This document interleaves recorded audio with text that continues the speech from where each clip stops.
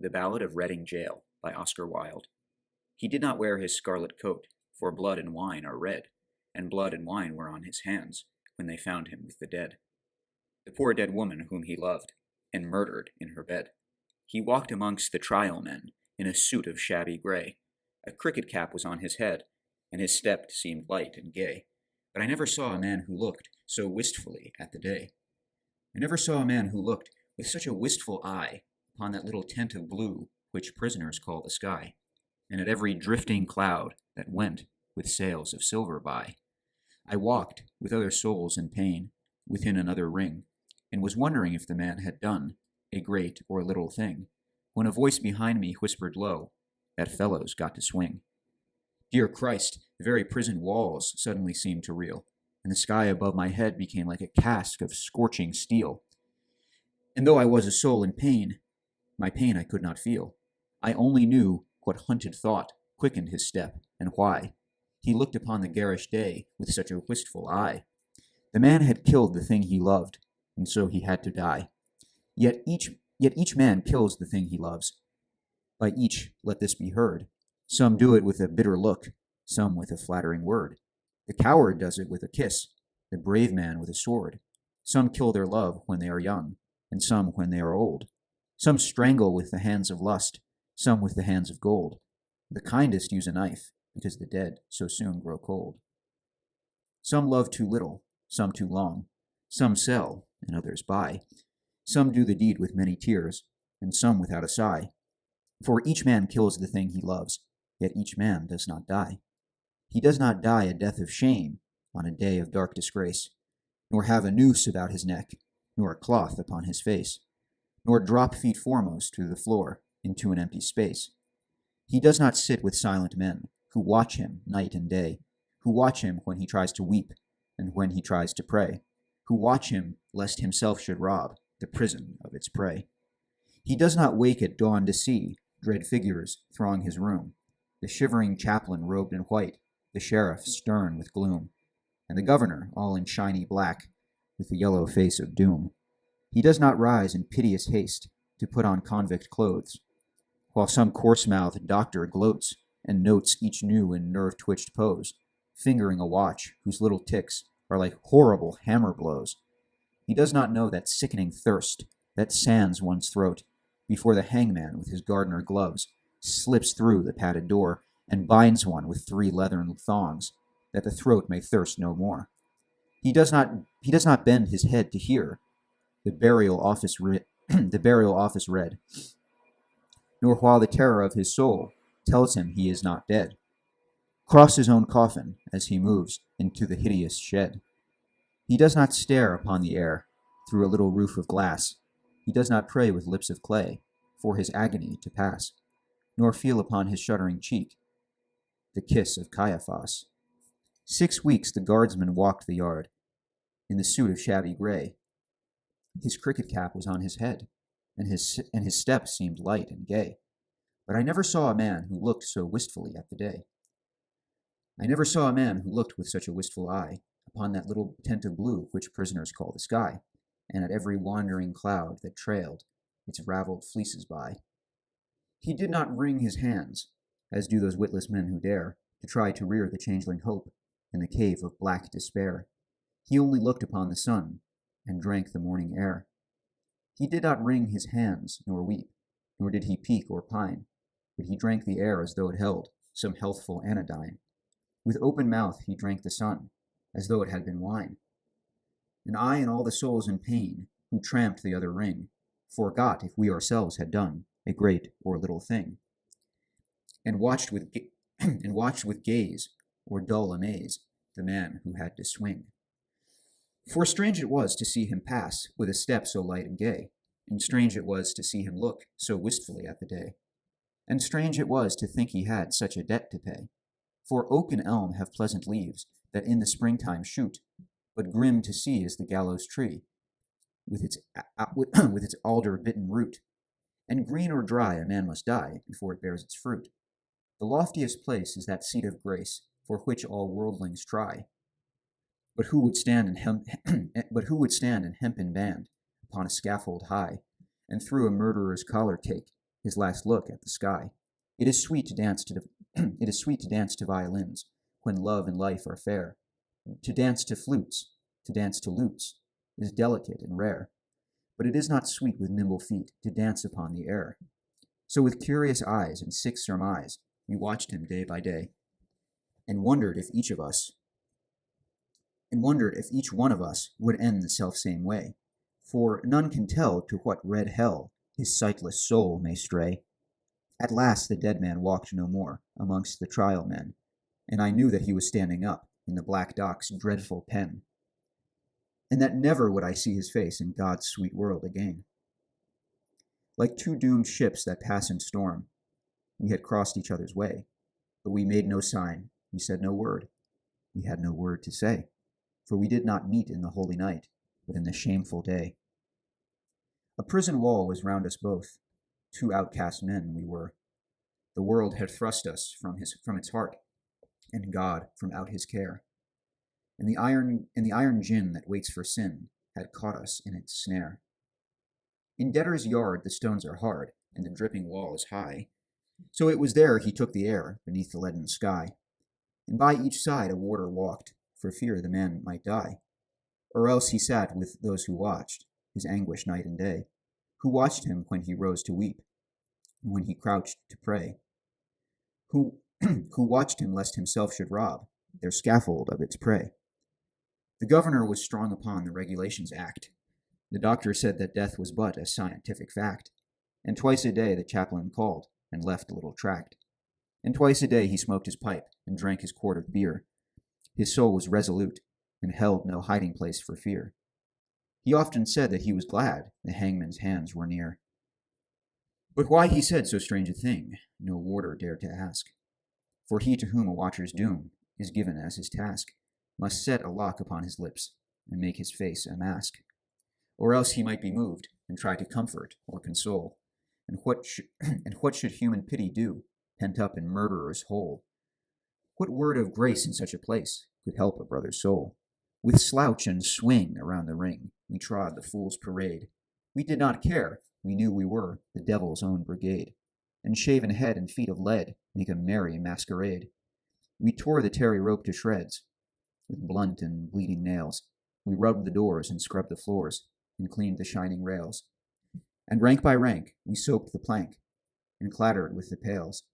We sewed the sacks, we broke the stones, we turned the dusty drill. We banged the tins and bawled the hymns and sweated on the mill. But in the heart of every man, terror was lying still. So still it lay that every day crawled like a weed-clogged wave, and we forgot the bitter lot that waits for fool and knave. Till once, as we tramped in from work, we passed an open grave. With yawning mouth, the yellow hole gaped for a living thing. The very mud cried out for blood to the thirsty asphalt ring. And we knew that ere one dawn grew fair, some prisoner had to swing. Right in we went, with soul intent on dead and dread and doom. The hangman with his little bag went shuffling through the gloom, and each man trembled as he crept into his numbered tomb. That night the empty corridors were full of forms of fear, and up and down the iron town stole feet we could not hear. And through the bars that hid the stars, white faces seemed to peer. He lay as one who lies in dreams in a pleasant meadowland. The watchers watched him as he slept, and could not understand how one could sleep so sweet a sleep with a hangman close at hand. But there is no sleep when men must weep, who never yet have wept. So we, the fool, the fraud, the knave, that endless vigil kept, and through each brain, on hands of pain, another's terror crept. Alas, it is a fearful thing to feel another's guilt, for right within the sword of sin pierced to its poisoned hilt, and as molten lead were the tears we shed for the blood we had not spilt. The warders of their shoes of felt crept by each padlocked door, and peeped and saw, with eyes of awe, gray figures on the door, and wondered why men knelt to pray who never prayed before. All through the night we knelt and prayed, mad mourners of a course. The troubled plumes of midnight were the plumes upon a hearse, and bitter wine upon a sponge was the savor of remorse. The gray cock crew, the red cock crew, but never came the day, and crooked shapes of terror crouched in the corners where we lay, and each evil sprite that walks by night before us seemed to play. They glided past, they glided fast, like travelers through a mist. They mocked the moon in a rigadoon of delicate turn and twist, and with formal pace and loathsome grace the phantoms kept their tryst. With mop and mow we saw them go, slim shadows hand in hand. About, in ghostly rout, they trod a saraband. And damned grotesques made arabesques like the wind upon the sand. With the pirouettes of marionettes, they tripped on pointed tread, but with flutes of fear they filled the ear as their grisly mask they led. And loud they sang, and long they sang, for they sang to wake the dead. Oh-ho, they cried, the world is wide, but fettered limbs go lame, and once or twice to throw the dice is a gentlemanly game. But he does not win who plays with sin in the secret house of shame. No things of air these antics were that frolicked with such glee, to men whose lives were held in gyves, and whose feet might not go free. Ah, wounds of Christ, they were living things, most terrible to see. Around they waltzed and wound, some wheeled in smirking pairs. With the mincing step of a demirep, some sidled up the stairs, and with subtle sneer and fawning leer, each helped us at our prayers. The morning wind began to moan, but still the night went on. Through its giant loom the web of gloom crept till each thread was spun, and as we prayed, we grew afraid of the justice of the sun. The moaning wind went wandering round the weeping prison wall, till like a wheel of turning steel we felt the minutes crawl. O moaning wind, what had we done to have such a seneschal? At last I saw the shadowed bars, like a lattice wrought in lead, move right across the whitewashed wall that faced my three-plank bed. And I knew that somewhere in the world God's dreadful dawn was red. At 6 o'clock we cleaned our cells. At 7 all was still. But the sough and swing of a mighty wing the prison seemed to fill. For the Lord of Death with icy breath had entered in to kill.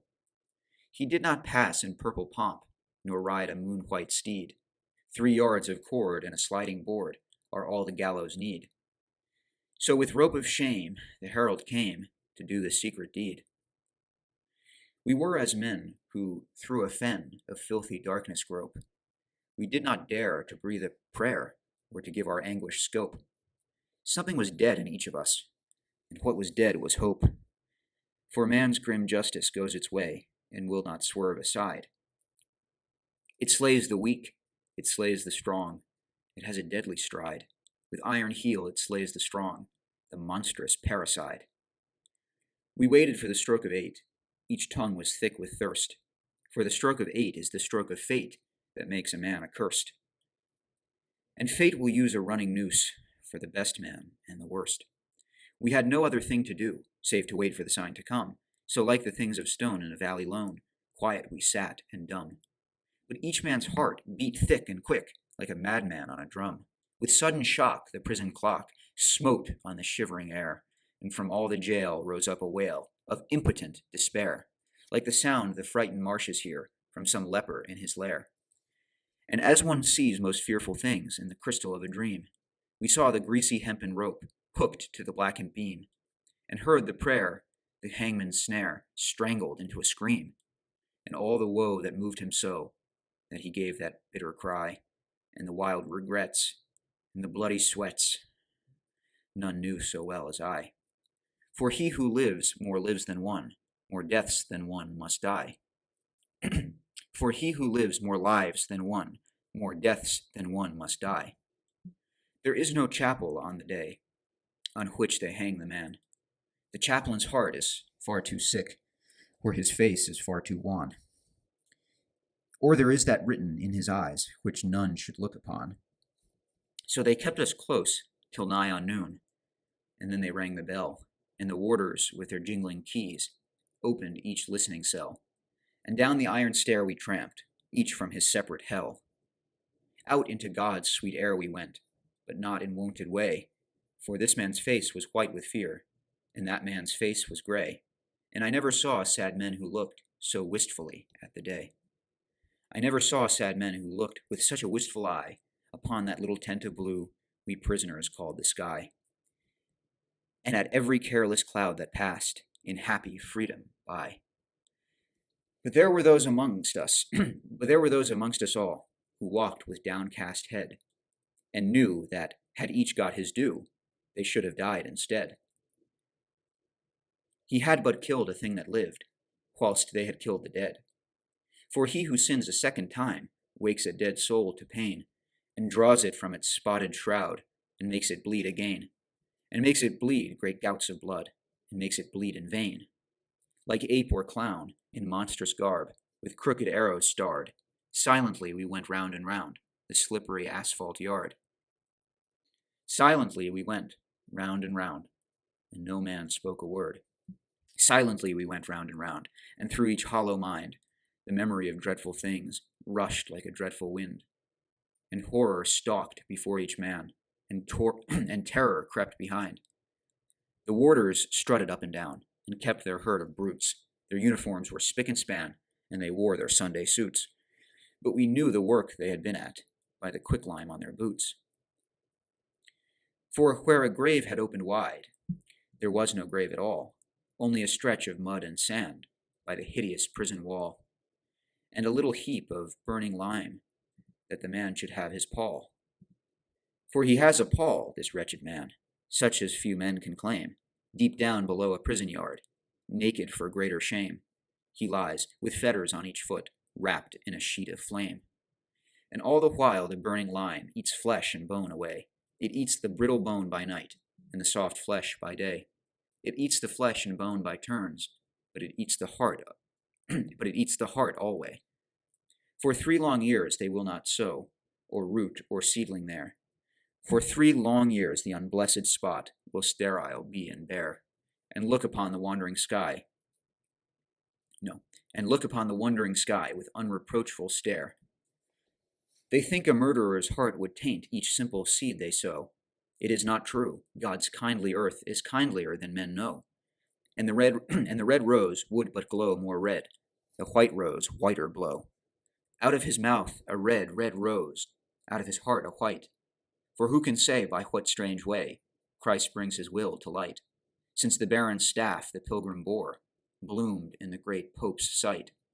But neither milk-white rose nor red may bloom in prison air. The shard, the pebble, and the flint are what they give us there. For flowers have been known to heal a common man's despair. So never will wine red rose or white, petal by petal, fall on that stretch of mud and sand that lies by the hideous prison wall, to tell the men who tramp the yard that God's Son died for all. Yet though the hideous prison wall still hems him round and round, and a spirit may not walk by night, that is with fetters bound, and a spirit may but weep that lies in such unholy ground, he is at peace, this wretched man, at peace, or will be soon. There is no thing to make him mad, nor does terror walk at noon, for the lampless earth in which he lies has neither sun nor moon. They hanged him as a beast is hanged. They did not even toll a requiem that might have brought rest to his startled soul, but hurriedly they took him out and hid him in a hole. They stripped him of his canvas clothes and gave him to the flies. They mocked the swollen purple throat and the stark and staring eyes, and with laughter loud they leaped the shroud in which their convict lies. The chaplain would not kneel to pray by his dishonored grave, nor mark it with that blessed cross that Christ for sinners gave, because the man was one of those whom Christ came down to save. Yet all is well, he has but passed to life's appointed bourne, and alien tears will fill for him pity's long broken urn. For his mourners will be outcast men, and outcasts always mourn. I know not whether laws be right, or whether laws be wrong. All that we know, who lie in jail, is that the wall is strong, and that each day is like a year whose days are long. But this I know, that every law that men have made for man, since first man took his brother's life, and the sad world began, but straws the wheat and saves the chaff with a most evil fan. This too I know, and wise it were, if each could know the same, that every prison that men build is built with bricks of shame, and bound with bars, lest Christ should see how men their brothers maim. With, with bars they blur the gracious moon, and blind the goodly sun, and they do well to hide their hell, for in it things are done, that Son of God, nor Son of Man, ever should look upon. The vilest deeds, like poison weeds, bloom well in prison air. It is only what is good in man that wastes and withers there. Pale anguish keeps the heavy gate, and the warder is despair. For they starve the little frightened child, till it weeps both night and day, and they scourge the weak and flog the fool, and jibe the old and gray. And some grow mad, and all grow bad, and none a word may say. Each narrow cell in which we dwell is a foul and dark latrine, and the fetid breath of living death chokes up each grated screen. And all but lust is turned to dust in humanity's machine. The brackish water that we drink creeps with a loathsome slime, and the bitter bread they weigh in scales is full of chalk and lime. And sleep will not lie down, but walks wild-eyed and cries to time. But though lean hunger and green thirst like asp with adder fight, we have little care of prison fare, for what chills and kills outright is that every stone one lifts by day becomes one's heart by night. With midnight always in one's heart, and twilight in one's cell, we turn the crank or tear the rope, each in his separate hell, and the silence is more awful far than the sound of a brazen bell. And never a human voice comes near to speak a gentle word, and the eye that watches through the door is pitiless and hard. And by all forgot, we rot and rot, with soul and body marred. And thus we rust life's iron chain, degraded and alone. And some men curse, and some men weep, and some men make no moan, but God's eternal laws are kind, and break the heart of stone. And every human heart that breaks, in prison cell or yard, is as that broken box that gave its treasure to the Lord, and filled the unclean leper's house with the scent of costliest nard. Ah, happy they whose hearts can break and peace of pardon win. How else may man make straight his plan, and cleanse his soul from sin? How else but through a broken heart may Lord Christ enter in? And he of the swollen purple throat, and the stark and staring eyes, waits for the holy hands that took the thief to paradise. And a broken and a contrite heart the Lord will not despise. The man in red who reads the law gave him 3 weeks of life, 3 little weeks in which to heal his soul of his soul's strife, and cleanse from every blot of blood the hand that held the knife. And with tears of blood he cleansed the hand that held the steel, for only blood can wipe out blood, and only tears can heal, and the crimson stain that was of Cain became Christ's snow-white seal. In Reading Gaol by Reading Town there is a pit of shame, and in it lies a wretched man, eaten by teeth of flame. In a burning, winding sheet he lies, and his grave has got no name. And there, till Christ call forth the dead, in silence let him lie. No need to waste the foolish tear, or heave the windy sigh. The man had killed the thing he loved, and so he had to die. And all men kill the thing they love. By all let this be heard. Some do it with a bitter look, some with a flattering word.